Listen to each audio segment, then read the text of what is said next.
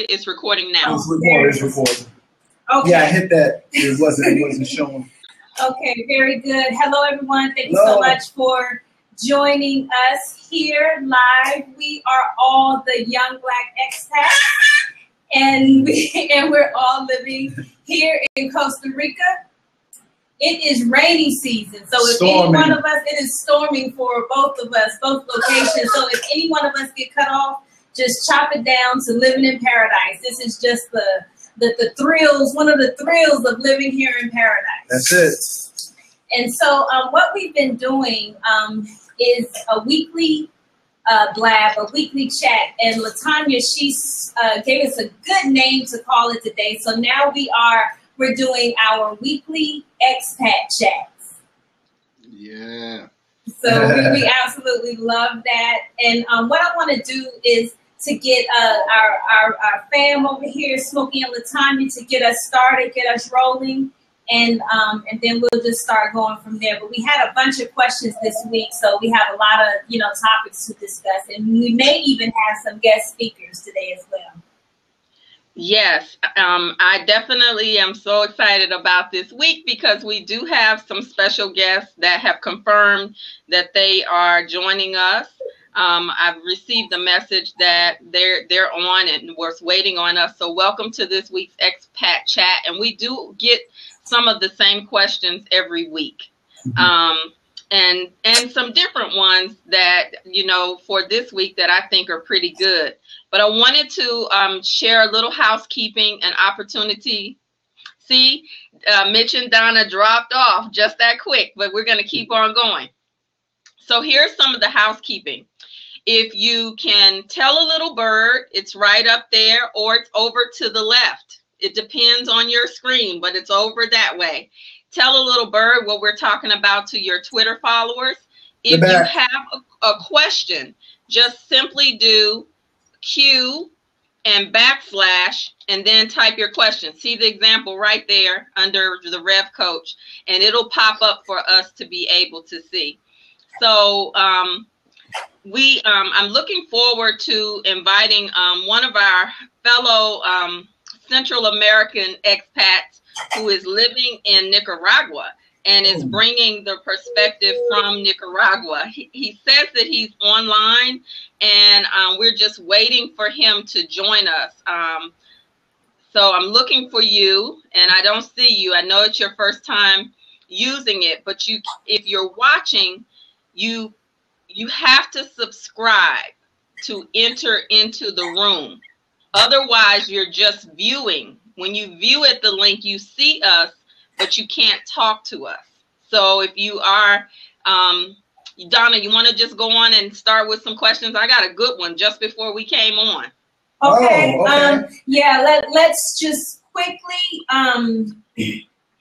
all I really want to say quickly is we had some questions about how long had the young Black expats been living here in Costa Rica. We've probably covered it in one of the videos, but Mitch and I, we moved here in July 2013. So we'll be going on almost 3 years. Almost 3 years here in Costa Rica. The time has gone so very fast, so it really doesn't even seem like 3 full years. And Smokey and LaTanya, how long I know the answer, but I'll let you answer. We've been here for over a year now. Yes. So it's thriving. Yeah. It for real, it doesn't even feel like you guys have been here it seemed like your year went by so quickly. Does it feel like that to you too? Yeah. Yeah, it does. It kind of feels like we are, I think being connected to you all helped us to be seasoned. And I think also because Donna and I are very similar in that we go and gather the information that we need. And so when I came to her, I didn't come to her from not doing any research. This is a tip from somebody that wants to move. I had already done the research for our move. It was just serendipity that she was here. And so when I asked her questions, I was asking practical questions like, what telephone company do you use? like, where do you get this from? How can I set this up? Because it's different when you're thinking about it versus when you have an actual date. It's a different conversation. Exactly. It's a different mindset too.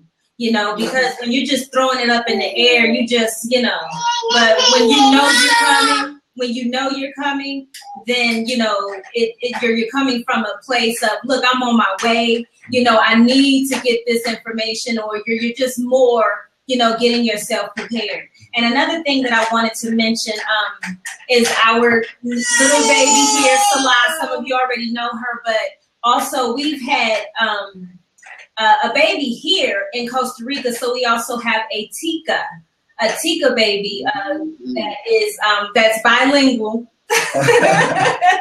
she's gonna be bilingual, so that was one of the questions over the week. Did we have our baby here in Costa Rica? And yes, we did. So if you hear her, it is past her bedtime. So we're gonna see how long this lasts. Okay, and so we're going to go ahead and jump to it. Now, I did see some questions that was in the back in the messaging section. Is that the questions that you were talking about, the last minute ones?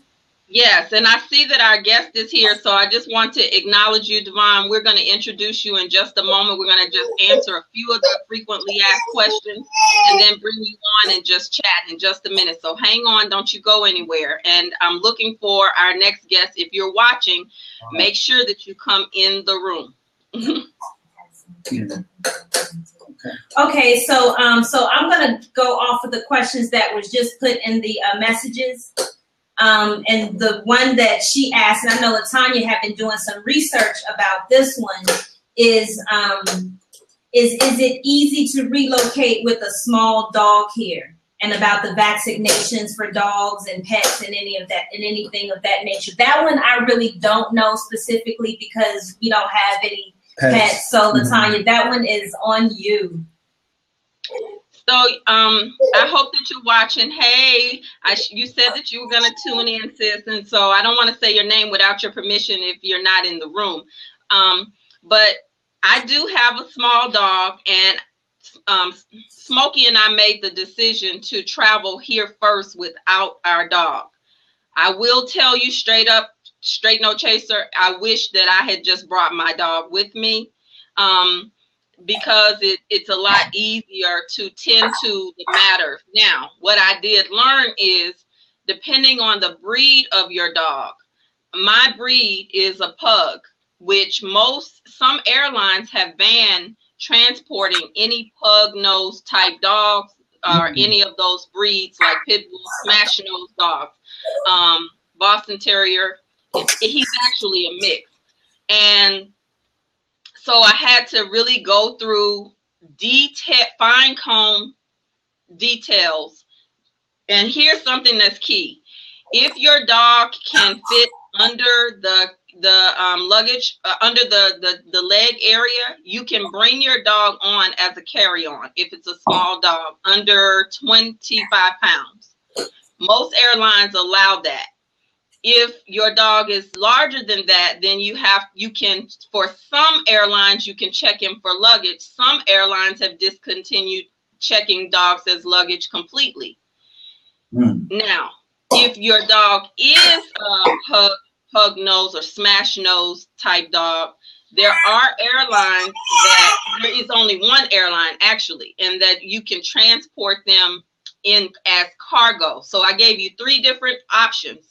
Depending on the size of your dog, you can, 1, bring him as a carry-on and plan for that. That's the easiest. It's the most gentle way because your dog is with you. 2, you can check them at him or her as luggage. 3, you can ship them as cargo. Now, yes, you do have to have vaccinations before you transport your dog. So all you have to do is contact your veterinarian and let them know the country that you're traveling to. You also check the country's requirements, and usually it's just a requirement for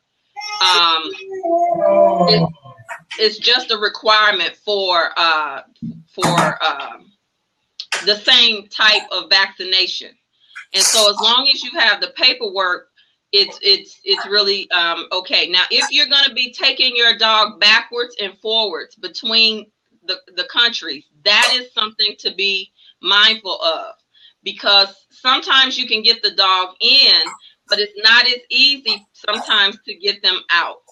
So these are things so you want to study each airline's travel policy for dogs. I would say that this is true for even baggage. For those of you who are considering your move, you have to go and study each airline because they change their policies frequently.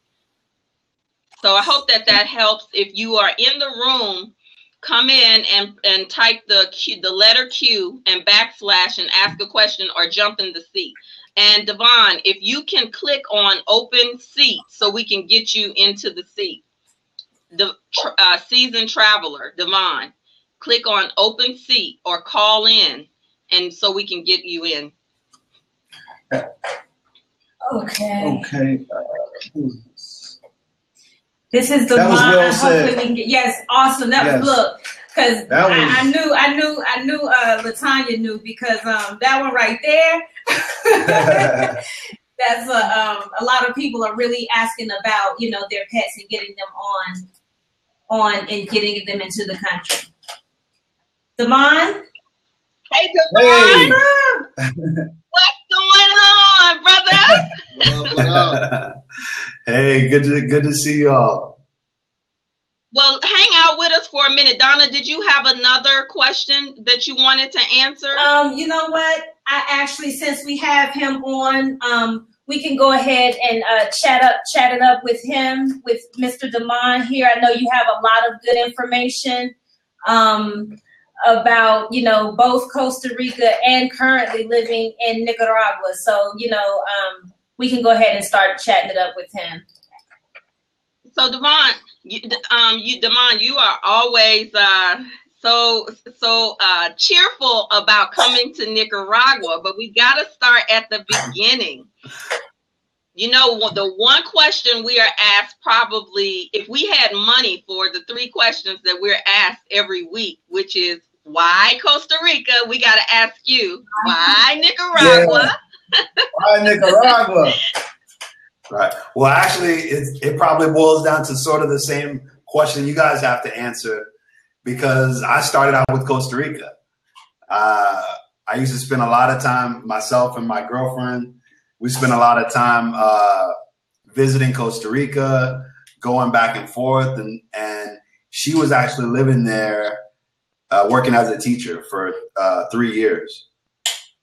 And then for myself, I had a job which allowed me to travel back and forth, so I could really be remote.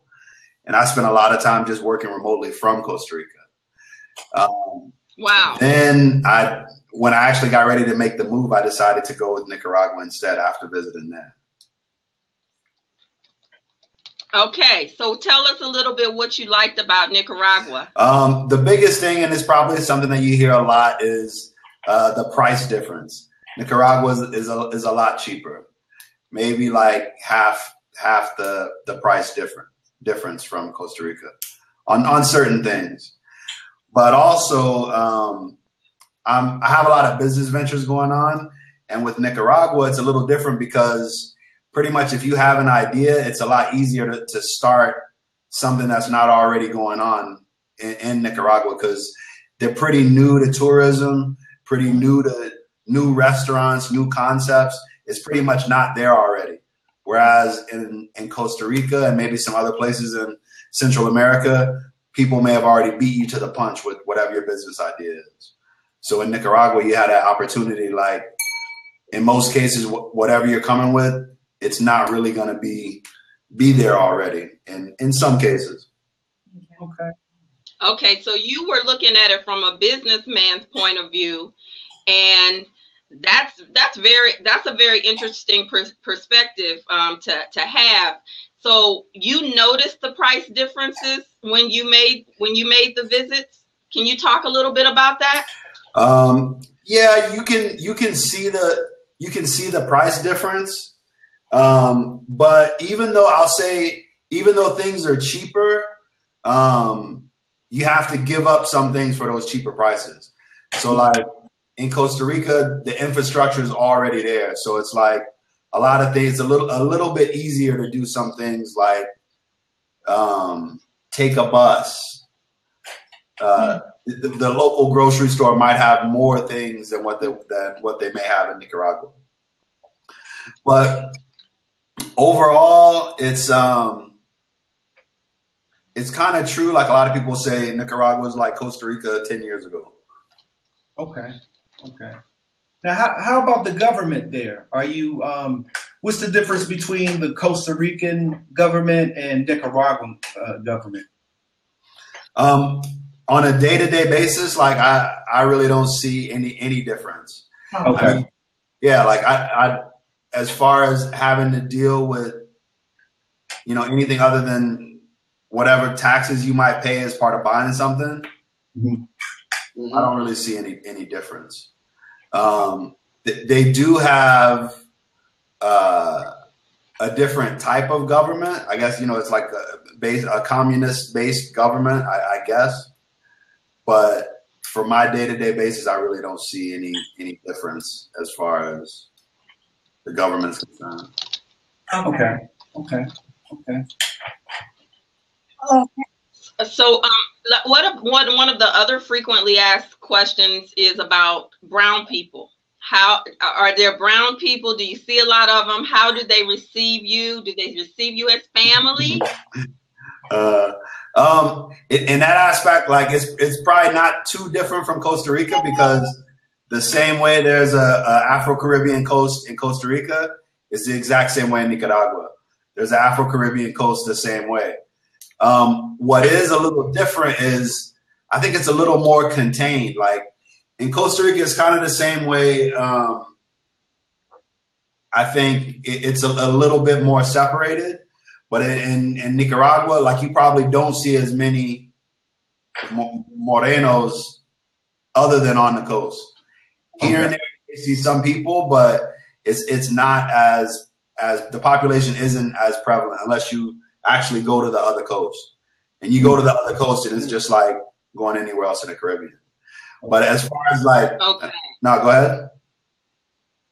Yeah, so you can continue that point. The other question that if you can blend it in, that's frequently asked is, what do? You mentioned your business.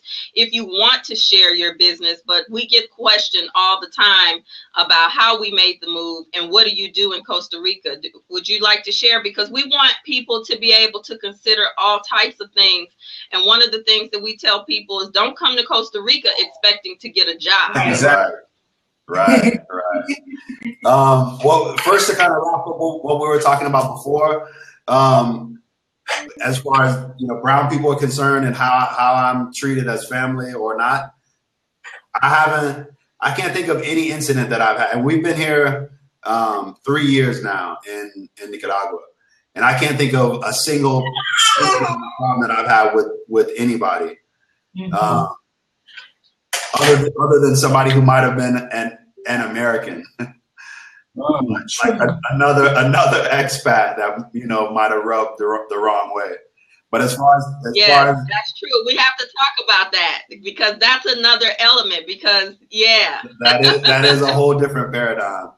And but as far as dealing with the people here, I feel very welcome. And most times people will think that I'm either Dominican or from Panama or from the coast of Nicaragua. So usually people greet me in Spanish and just, take me as is. So I really don't have any issue. And I've been working with my Spanish levels to get to the point where I can just talk. So for the most part, I can go so far with conversation, and then I have to be like, okay, that's as far as I can go. No tiene. So you want to tell us what you do before we transition a little bit or expand the conversation? Okay, sure. I have my hands in a lot of different business, but my main business is I work with software for hotels, resorts, and casinos. So I work for a software company back in the States, and I pretty much got fed up with them, and I started my own business working as an outside consultant for that same company in their Caribbean division. So now, awesome. That is real.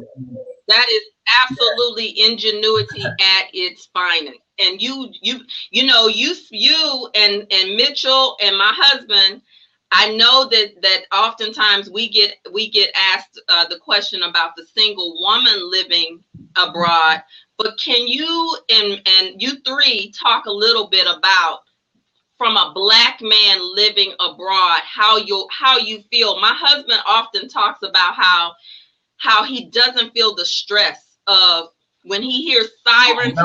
He's not worried that they're coming for him. Smokey, we live right by the police station. Wow. Every time we walk past, it's like, hey, we throw up our hands, or it's not anything. We're not scared. But if we were back in the States, oh man, we'll be annoyed up, man, pretty annoyed up, But they don't bother you. The police don't bother you. People just don't bother you unless you make you just go crazy. But other than that, it's cool. Yeah, especially in my view, In my view, the police they approach you. They have their own little perception of who you are until you adjust them. Like you can tell them who you are and be clear, and they'll move forward. But speaking English here, they just as helpful as they want to be. They always help. They raise everybody speaking to you all the time. I don't have that. I don't feel paranoid again. I don't feel paranoid here. I can actually allow and don't feel nervous when my wife walks to the store. Exactly. A few guys gonna whistle or whatever. They do whistle. You know what I mean? But I expect that. But they're not trying to harm her. If anything, they're trying to help her. And I like that about the culture. The culture is phenomenal, especially on Sundays. So that's another topic. And I agree with both y'all. It's the same here in Nicaragua as well. Like there's the police or whatever. There's a presence, but I can walk freely and not even have to think really. Oh man, if I go for my wallet too fast, it might be a problem. Right. Exactly. I'm not even thinking about it, and I really didn't notice it as much until the last time I went back to the States. I'm from Louisiana and Texas, and I went back to the States, and I just noticed how much more I had dropped my guard, and I was like, man. Simple things like just driving, like here I just go and keep going. Now there are a lot of checkpoints, and you might get pulled over to check, license and safety kind of stuff like that, but it's not an issue at all. And even there's times where I've been pulled over, and I'm not even like I can just talk to the cop or the policeman as a man, like in the States, you can't even do that. You have to not seem violent or not, like here's this. No eye contact. Exactly. Type stuff, yeah. Yeah, that's not even an issue. We witnessed that actually. My husband and I witnessed that one night. We were going to a gathering, and the taxi driver has become a friend of ours, so he got pulled over, and I was so nervous. And my husband was like, "Babe, just be cool, like But I didn't know where it was gonna go, and we witnessed the taxi driver have what you just said, Damon, a man-to-man conversation, and we know that if it had been in the States, that he would have been on the ground, guns pulled, extra cars coming up. And he even told him that they were inappropriate for pulling him over and that he was going to take action. And they understood. He dropped the name of course, you know, some of us could do that, but not even now can people just drop a name and feel that. So we actually live that, and I can relate to even going back to the States and like being at the wrong gas station in Memphis. I was getting some gas. And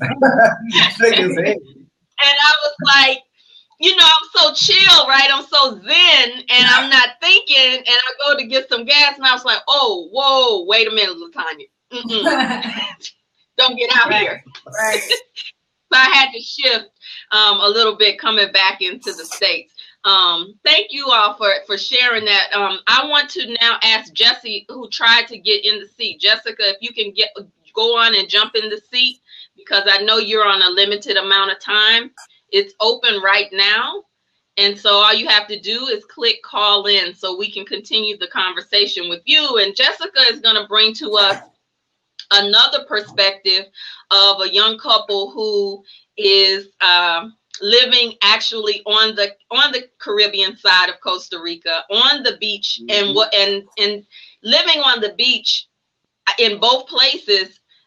There's an aspect of living that people fantasize about, but I think it's helpful to hear the whole picture so that you can make a decision on whether you want to live on the beach or in a more centralized area in either place, Nicaragua or Costa Rica. So Jessie, if you're here, go on and click call in. I don't see her. She was on. She said that she was having audio and video volume.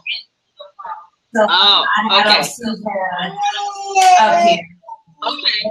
So Damon, you know a little bit about living on the beach. I saw you nodding your head about that. Well, I was going to say, yeah, I'd like to hear what she has to say about, you know, if she's in Limon or Puerto, like whichever area that she's in. For me, like my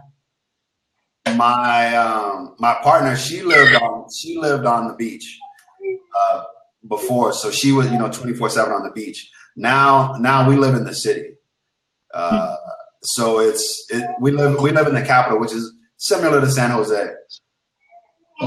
Okay. Yeah. Now, with you being in technology, one of the things that I learned about about living on the beach is the erosion that happens to your computers, and like you can't. You got to have a strategy if you need the internet for work. Can you talk a little bit about that? That's actually a big part of why we moved to the city. Before, we used to live in Granada, which is it's more of a tourist town of about 45 minutes away from the city. A big part of us moving to Managua, where we're at now, is for better internet. I was able to work there, but it was I had to jump hurdles. Like now I have pretty much normal internet, and that makes a big difference. A big part of my day is spent on the web, where I always need access to the web. Okay. That's great. Do you have recommendations for people who want to live on the beach on what type of computers they should have? And Jessie, I see you just entered the room. Yeah. Can you go on and call in? And we're talking about living on the beach now, so your timing is absolutely perfect. Damon, would you have any recommendations for someone who would say that they want to live on a beach in an environment that's moist and salt water and all of that? Well, the main thing is if you have either a desktop or a laptop, you pretty much want to use it more indoors than outdoors, because anything that you have that's going to be outdoors over time, it's going to build up salt. It can get inside the computer. It'll be bad news for it, really. Yeah. And probably the only way to really do any kind of protection is to just get a really good cover. There's some plastic covers that you could get, probably not here, but in the States, that are like a wrap type cover that wraps the casing of the computer. That's more for a laptop, but for a desktop, that just keeping it clean, that's sort of the best. Okay. Now, how's the weather in Nicaragua? Is it similar to Costa Rica with the 25 different climates, or can you expect? Is it hotter, or how's the seasons? Is it the same? It's pretty much the same, but like Costa Rica, there's different climates. So depending on which part you're in, like if you're on the coast, it's more coastal weather. So on the Pacific, you're getting, pretty much average 80 degree temperature days. Other than in the rainy season, like now we're in the rainy or green season, as they say. Yeah. But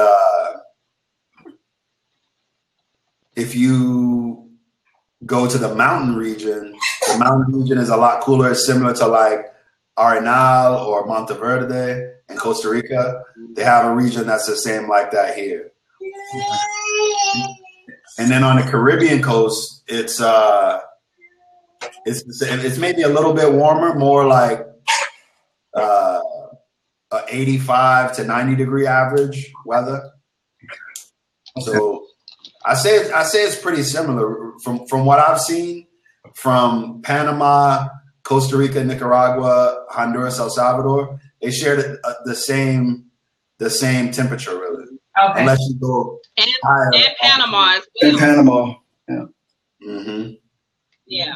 Well, one of the things that we were told about living on the beach, and we're waiting for Jessica to come in because Jessica definitely is where some of these conversations started, was, knowing about your computers, having, maybe even having a dry room in your house is another way to consider preserving. We also heard, not advertising for Mac, but we heard that a lot of Mac computers last a lot longer than the Windows computers. Let me see. We've been cautioned about animals because for us in Costa Rica, Limon Puerto Viejo is a real jungle. Yeah.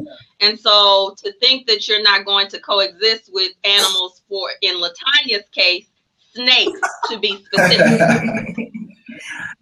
Okay, so we heard a snake story from every single expat that lives in Puerto Viejo, and that put on the brakes because weren't we headed down there, babe? We were headed, and the computer and the snakes. Now listen, I'm from Mississippi. Smokey's from New Orleans. It's not that we're not exposed to it, but the idea of them living under the house and coming by to greet you a little bit more, hanging from the trees. It's just not it's not my idea of fun either. Yeah, so that's real paradise. And the thing of it is that a lot of people fantasize about living on the beach, but you really don't know what that experience is until you actually live on the beach. I think they want to live at a resort. I mean, different. Yeah, they expect their sandals. They expect their sandals resort when they think in Costa Rica. They never actually think how rich and how raw the place really is because it's raw. Exactly. So if you're not prepared to be raw, it's gonna expose you to your weaknesses, Yeah, and I'm a spiritual life coach, so I can tell people if you're on a spiritual journey and if you're coming to look for paradise, and you Mitch and Donna did a video on this, and you haven't found that in yourself, whatever you're running from, it doesn't matter whether you're living in the city or if you're living on the beach. You are going to get acquainted with your inner conversation when you come to a new place. I don't care if you come with a family of one or a family of six. You are going to grow by being in an environment that really is so different, and you have to have or be willing to handle those inner conversations. Even when we go to the beach, the people, the quality of the expat is different than the expats that live in the city, because being around salt water purifies you in a way. It pulls things out. Liken it to sitting in an Epsom salt bath. Exactly. So you can sit in an Epsom salt bath when you have something going on emotionally or physically, and it's gonna pull it out. So when you are on that beach, you are going to naturally go through a clearing and a detoxification process. And so we really want to, if anybody needs to replay this, that's one of the things that people really should be aware of when you want paradise and you're trying to escape something in your life. You know, you got to be willing to handle your inner conversation about your life. Exactly. Yeah, it's raw. So, I mean, most people, like you said, Smokey, is raw. And most people think of Miami. Like, you're going to go out there with an umbrella and, you know, and have somebody cater to you. Now, they do have that in Costa Rica and Nicaragua and Panama. They have resorts. But when you want to go to that beach, like LaTanya said, it's a raw beach. If people live there, they have they live there all their life. So the town is just based by the water. Yeah. So it's completely different. It's family oriented. It's more spiritual. It's more vibrations. They're on different frequencies. So, you know, you just got to take that under consideration. Get yourself detoxed from that standard way of thinking when you come over here. Absolutely.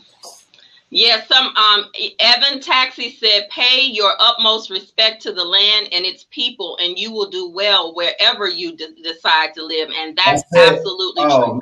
Man, and I think that is the difference between if you come to Costa Rica with the mind of a North American, whether you are in brown skin or not, if you come with the North American mind of entitlement and how it should be, that's one of the detoxes I think you face, whether you're in the city or whether you're on the beach. That's true. Right. And oh, sorry. Go ahead, Devon. No, I was Devon. Sorry, we got a Devon in the group, and we have a Damon, so work with me. And I don't even, am I saying it right, Damon or Damon? You know I got that lazy tongue from yeah, it's Damon. Damon. Damon. But no, I was just gonna co-sign on what you were saying. It's the same thing. Like I've had people who've come down and they're just, you know, expecting in their mind one type of way for things to be. And really, I think when you become a traveler, you need to learn how to be yourself, but also be a chameleon in a way to embrace wherever you're at. So you have to take in consideration, like, if you're coming somewhere from a first world country, you know, you have a lot of things that you're used to. So if you go somewhere and you're asking, like, where's the McDonald's, or why is it taking 30 minutes? You know, why is it taking 30 minutes to get this meal? It's a different process. They're not just putting it in a microwave. They're, you know, actually the food. So a lot of people don't understand that you have to there's a lot of different things that you have to think about before you go to somewhere, especially when it's a third world country. Exactly. Or I mean, and I wouldn't say Nicaragua could probably be described as a third world country. Mm-hmm. Costa Rica, maybe not quite as much, depending on which part you're at. But those are things that you have to consider when you go to a different country, is that it's going to be different. Oh, I have a question for you. Okay, that's great.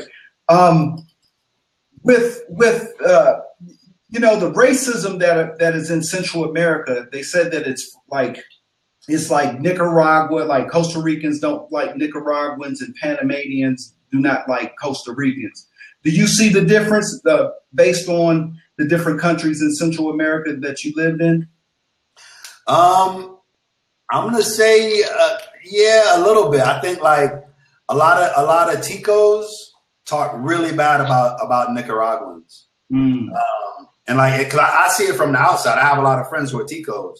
Exactly. And they just, probably just because of what they heard from other people, they just, you know, they seem to talk bad about Nicaragua. So one of my friends is a DJ, and I had him come up. We're going to do some music business up here in Nicaragua. But he came up for the first time, and he was so surprised that he was like, man, they have buildings in Nicaragua. They have like people, they have cars, and he had just heard so many bad things about Nicaragua that it was like he thought it was, you know, like going back in you know, like the 1800s or something. Wow. Yeah. So I, you know, after he came, he told me, he was like, wow, you know, I really, you know, what everybody said, I shouldn't have believed. So it's kind of the same. Hey, 1 second, Evan, if you can put your headphones on, so that we don't hear the echo when you come on, that would be great. Go ahead, Damon. Yeah, so I would say that there is a little, you know, like snide between one country to the next. Mm-hmm. But with me being an expat or an expatriado, I try to say like, oh, I've been to Costa Rica and it's great, or I've been to Nicaragua and it's great, just to kind of merge the two. Mm-hmm. Okay. Yeah. Now you mentioned something good that we cannot have another Southerner on without talking about the food, because we asked about your preparation for Thanksgiving, and that's a chore for us, for the two of us, because we like to cook and we like to cook with certain things. So how has it been finding all these good things? A lot of people don't know that you can't even get grits in Costa Rica, honey. You should check my Facebook. I just had my cousin come to visit, and I made like anybody who comes, I make sure that they bring me like grits, cayenne pepper, crab boil, shrimp boil. Right. Hey, Damon, don't come if you're not coming bearing gifts. You have to. That's very important. Yeah. What about seafood? It's hard to get seafood in Costa Rica because they import or export it out. Kind of the same. I mean, just like Costa Rica, Nicaragua has two coasts, the Pacific and the Caribbean. So it should be no shortage of fish, shrimp, lobster. If you go with a cooler, you can go to the coast and get like we're closer to the Pacific coast, so you can get fish at a discount. If you go to the Caribbean coast, they don't have a good road going there, so it's hard to drive. But we've gone by flight, so now we know the next time that we go is to bring a cooler. So when you bring a cooler, you can get shrimp, like big, massive shrimp, crab, lobster, all of that for real cheap, and they cook with it on the regular out there. So for the good food, that's where you have to go. I'm pretty sure, like me and my girl are the best cooks in our city. Wow. We're coming. On that note, we will be coming soon.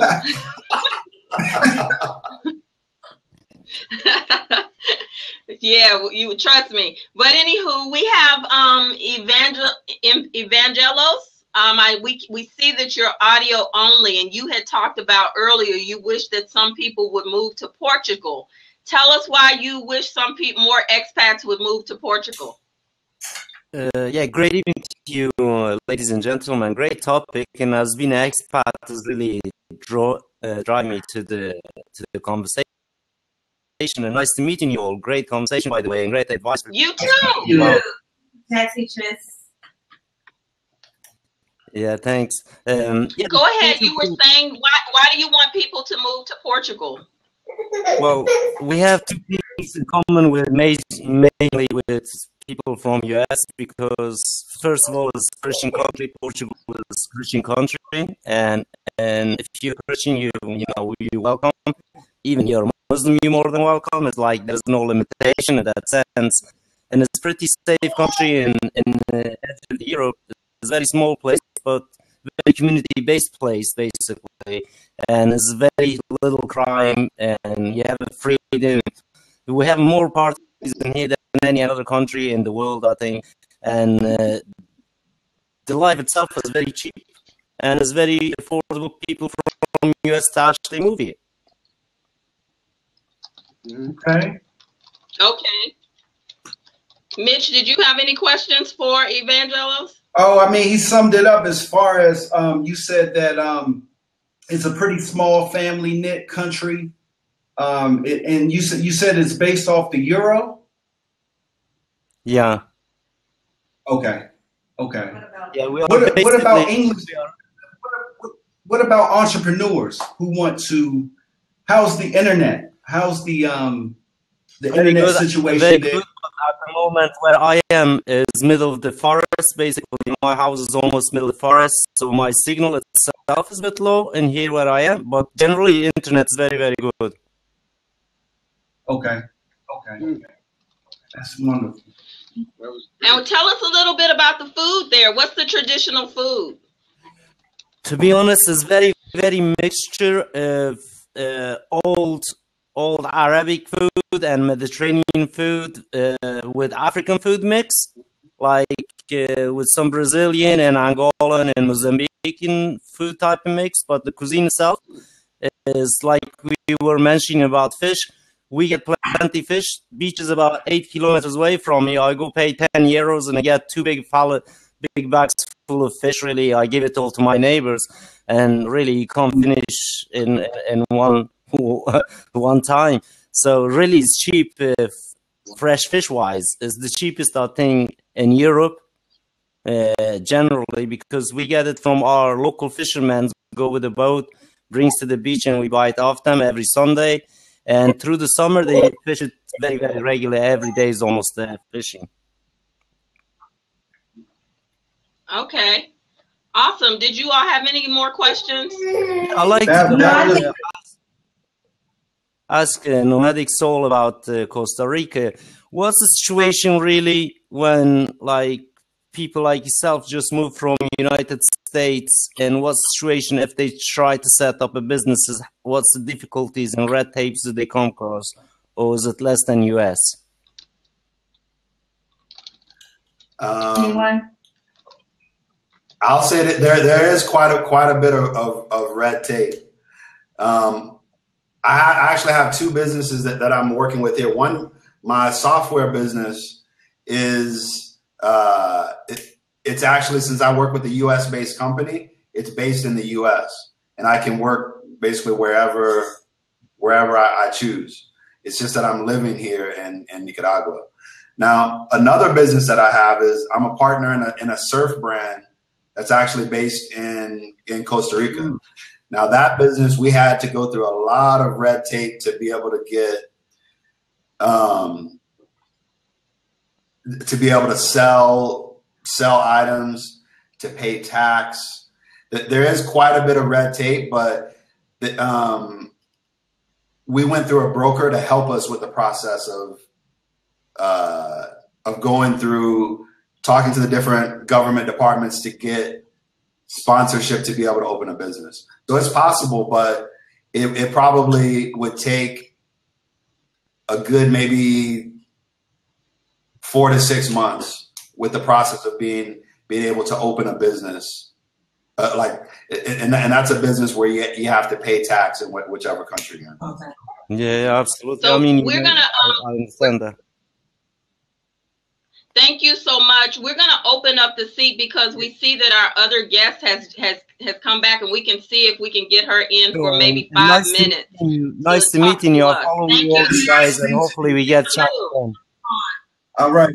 Okay. Oh.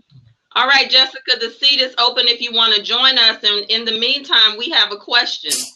Do you have to renounce your U.S. citizenship to live in Costa Rica? And do you still pay taxes here in the States? Now, you know, that's government type of information. You know, we tell you all that, we might have to come locate you. But I'm just kidding. Are you still able to vote? There may be an assumption there, but although I tend to eat more natural foods throughout the week, I noticed that you all have some of the comfort foods from home, like Smash Burger and Papa John's. Have you tried the fast food restaurants there, and do they taste the same? No. Did you hire a real estate agent to assist you with finding your rental properties prior to moving? Wow, that's good. Those are good. Yes. That's going to close out the show. Yes. I did try Papa John's. It tastes the same. You know, but really people from the United States, we want to experience different food. So we don't really go to the American-based restaurants here, you know. So we go to something called Sodas, where they make your food, you know, like from the kitchen. It's like a family, like they make your food fresh and, you know, things of that nature. And plus, going to a franchise that's from the States, it is way more expensive than even the food is worth. Yeah. So it's not even worth going into a Fridays or Chili's or McDonald's or any of those things. But people in my opinion. And people want what they can't have. So people from Costa Rica go to McDonald's all the time. McDonald's is busy. Starbucks is busy. The what else they have? Burger King here. So all of that is busy because the Chicos here, the people from Costa Rica, they like to eat the American-based restaurants, the foods there. As for the first question, I don't want to avoid your first question, but now that also has to do with what your beliefs are about a lot of different things. So when you talk about renouncing your citizenship, you know, I do have a couple of friends who have plans on moving from the U.S. and renouncing. However, I think you have to know who you are in order to know that, first of all, these are the Americas. And these borders were man-made and created, number one. And so we really are global citizens. And so to have dual citizenship somewhere, or to be able to be a nomad and move throughout the world, that depends on, you know, your frame of thinking. If you want to renounce, if that's a really, really personal question, and it could get real political in terms of our answers because of how you identify, what you believe. Are you still attached to Democrat, Republican, and all of that? So, you know, that's going to vary expat to expat. And I think you're talking to a group that really has a more evolved view. Babe, do you want to address that? Well, we're definitely evolved, especially with the way we look at politics. You know, the invisible line is basically that. You know, it's the invisible line. Again, like she said, it's all about your perception of how you carry, how you've been looking at this scenario. So it's all according to how you want to live your life. You know, I don't ask you who you vote for. You know, that's right. And you don't. And so no, you do not have to renounce your citizenship. You do not have to, you know, I mean, as far as taxes are concerned, it depends on how you're making your income. If you're making income directly in Costa Rica, I'm not even sure how that works, you know. So a lot of those questions are just the first few are just really depends on a lot of different variables. But I do like the question about the finding rental properties. Did you find a real estate agent to do that? And for us, our first one, we just went on Craigslist from the United States, and the guy held the property for us. The guy was about from the 3 US. weeks. Yeah, he was from the United States. Yeah, and he's like, well, look, I'll hold it for you, no deposit or anything. By the time you get here, it'll be ready, and I'll come pick you up and take you to your new place. And so that's how we found our first. Yeah, but we probably wouldn't recommend that. We wouldn't recommend. We wouldn't recommend that one. We just wanted to get out, so we just said, we're gonna just touch down, and then once we touch down, then we'll figure it out. But yeah. Yeah, that's the same here. We decided that we would come here first. That was the advice that most people gave, is don't make any transactions online until you are here, because hey, it's online. Exactly. Unless you have somebody who you already trust that's on the ground and can check things out for you, or they're personally recommended. So we got here. And we did both, and we didn't plan on getting a real estate agent, but we ended up having a real estate agent who assisted us. But that wasn't the plan. And we did have a plan in place of looking at several properties, and we did. And, you know, both strategies came in handy, because when we talked to the real estate agent, we were educated, you know, because the real estate agent was going to give us luxury model homes because we were gringos. Yes. And so a lot of people who come from the United States want the same standard. But we, as a couple, we decided that we wanted to experience and live as close to Tico living as possible. We didn't want to wall ourselves off. We wanted to be in relationship with the people here, because we came, this goes back to your first question, understanding that they are our family. They may be a different shade of our family, but they are our family. And they're not, and so we came here with the idea to connect with people. And so we had both approaches. I tend to lean towards the idea of building relationships as a way to really find something that resonates with you. If you go the traditional route, you are going to get gringoed. I think, is that your word, Donna, that you created, gringo pricing? Yeah, gringo pricing. Yeah. Or did I just make that up? You're gonna get You just gringoed. made that one up, gringo. Yes, gringo. No. You got gringo. Yes, so. It will happen to you too. It will happen to you. Talk too much English. And Yeah, even in Japan, they got a different button, like a black button for the gringo prices and the regular. It was so funny. It was so funny that we went to. It was in Heredia. It was on the other side of Heredia, right? And Donna was like, they Latanya them took a cab from Heredia all the way to Santana for $12. So I'm like, I don't know how they did that. They had the hook, special hookup. So I'm dry. It's 5.3 miles, right? I'm like, man, this past Latanya's what they paid for already. This is, I don't know, I can't get this. So it wound up to be about $15, $16.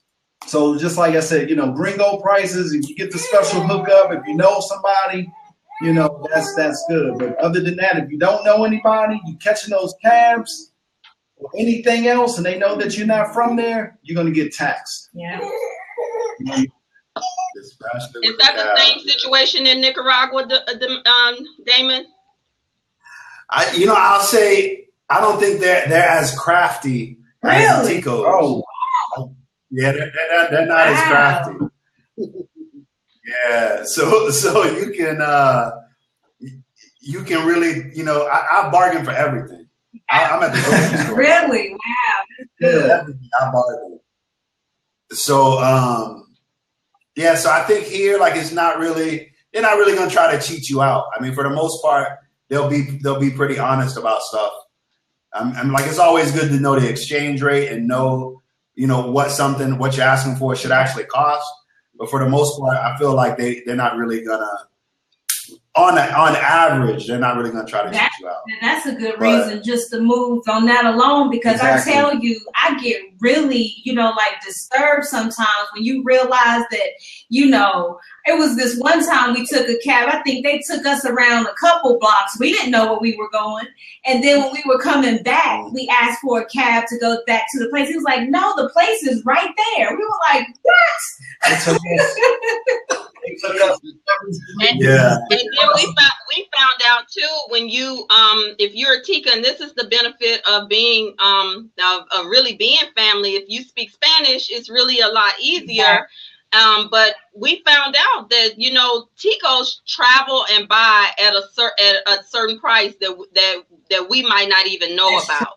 So they can go anywhere in the Santana area for a certain amount, and for us it might be $10. And so you learn how to ask. And I think Donna gave me that tip when I first moved here: ask before you get in the car, because and the red taxis, that's another story altogether. But I know that, Jessica, we didn't get a chance to get you in, and we've did our hour. It's up to the Griffiths. Do you want to go over, or we want to save it for next week? We're gonna go ahead and wrap it up. Yeah, we're gonna wrap it up. And okay. I wanted to ask Damon, if you can drop some nuggets for people who want to move, not necessarily to Costa Rica or Central America, but to any country, any other country, what would you give them? What Jews would you give them? Well, one thing that I would say that somebody told me is to figure out a way to make money that you can do anywhere. And this is something that you can figure out before you even leave the States. Mm-hmm. So if you can come up with something like, you're good at helping people fix their cell phone. If you can do that anywhere. So if you can come up with something that you're able to make money off, mm-hmm. that you can transfer that wherever you go, that's a first big step. And that's more of a complex answer when depending on how much money you need to really do something. But I figured out a way how to take my job and then just transfer it. And it wasn't simple, but the That is great. Fantastic. That's a Yep. great ending to That this is. wonderful expat chat. Yes, yes. And so anybody watching who are not connected with us on Facebook, go to Young Black Expats Living in Costa Rica. We also have a website, www.youngblackexpats.com. And what else do we have? We also Latanya, for the people who are already in Central America, we also have the brothers and sisters living in Central America. Correct. Okay. And brothers is spelled BROTHA if you want to keyword it. And we intentionally set it up like that for those of you who are English specialists, so that we can send a signal that who we are, that we are representing the Nubian, the ebony, and the melanated. And so, you know, we wanted to make sure you know, and we, you know, the Bays are very clear that we're more than black. So we just want you to not a label. yeah, to be able to find us. But check us out on the Facebook page, and there'll be links where you can find us. Absolutely. All right. And that's it. If anybody has any last comments, otherwise we're out. Have a great week. We'll see you next week, same place, same time. Bye-bye. All right. Take care. Yes, thank you, Damon. That No was problem. awesome.